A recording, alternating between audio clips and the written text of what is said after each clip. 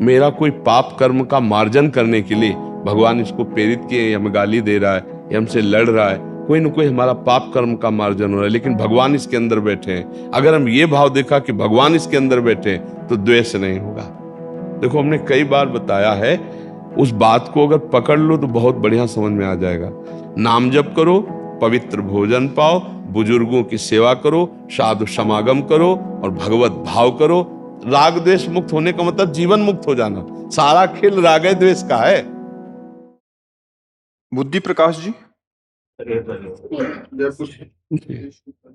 महाराज जी, मन में जो राग द्वेष दूसरों के प्रति आते हैं उनको कैसे दूर किया जा सकता है? देखो, बिना भगवत भाव के राग द्वेष का पूर्ण रूप से नाश नहीं हो सकता।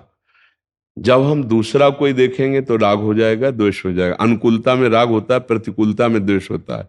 और राग में हमको हर्ष होता है और द्वेष में हमें शोक होता है। ये द्वंद्व हैं।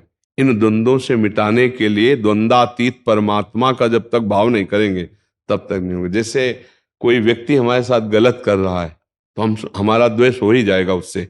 अगर हम ये विचार करते हैं कि इसके अंदर भगवान बैठे हैं, मेरा कोई पाप कर्म का मार्जन करने के लिए भगवान इसको प्रेरित किए, हमें गाली दे रहा है, ये हमसे लड़ रहा है, कोई ना कोई हमारा पाप कर्म का मार्जन हो रहा है, लेकिन भगवान इसके अंदर बैठे हैं। अगर हम ये भाव देखा कि भगवान इसके अंदर बैठे हैं तो द्वेष नहीं होगा। अब हमें जो अनुकूल भाव दे रहा है, सम्मान कर रहा है, मेरी प्रशंसा कर रहा है, तो मैं देख रहा हूं कि भगवान इसके अंदर बैठकर दुलार कर रहे हैं और कोई बात नहीं। जब हम भगवान को देखेंगे तो राग नहीं होगा, जब हम भगवान को देखेंगे तो द्वेष नहीं होगा। अब इतनी बढ़िया दृष्टि, सब में भगवत भाव है तो बहुत ऊंची स्थिति है। तो हम नाम जपना शुरू करें, शास्त्र स्वाध्याय करें और बार बार ये हम भावना करें कि यद्यपि बहुत दुष्ट है पर इसमें है भगवान। देखो, हमने कई बार बताया है, उस बात को अगर पकड़ लो तो बहुत बढ़िया समझ में आ जाएगा। जैसे हीटर है, ये गर्मी पैदा करता है, फ्रिज है ठंडा करता है, एसी है वायु शीतल फेंक रही है, पंखा है वायु फेंक रहा है, हाइड्रोजन लाइट दे रही।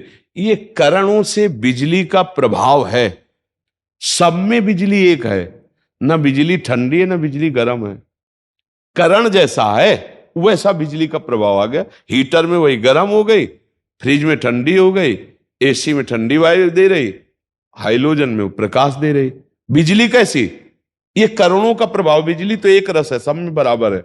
ऐसे ही दुष्ट के अंदर भी, अच्छे पुरुष के अंदर भी, सब में भगवान का पावर एक जैसा है। जो उस पावर को देखता है वो राग द्वेष रहित होता है, जो करण को देखता है वो राग द्वेष युक्त हो जाता है। ये व्यक्ति अनुकूल है तो राग हो गया, ये प्रतिकूल है तो द्वेष हो गया, ये वस्तु अनुकूल है तो राग हो गया, वो प्रतिकूल है तो द्वेष हो गया। अगर हम भगवत भाव ले आए तो हम राग द्वेष से मुक्त हो जाए। इसके लिए हमें नाम जप करना चाहिए, साधु संग करना चाहिए, दूसरों की सेवा हित भावना रखनी चाहिए, बड़े बुजुर्गों को प्रणाम करना चाहिए, बड़े बुजुर्गों की सेवा। तो इन सबके आशीर्वाद से हमारे अंदर सद्विचार आ जाएंगे, भगवत भाव आ जाएंगे, तभी हम राग द्वेष से दूर हो सकते हैं। बिना ज्ञान हुए राग द्वेष से मुक्त नहीं हुआ जा सकता।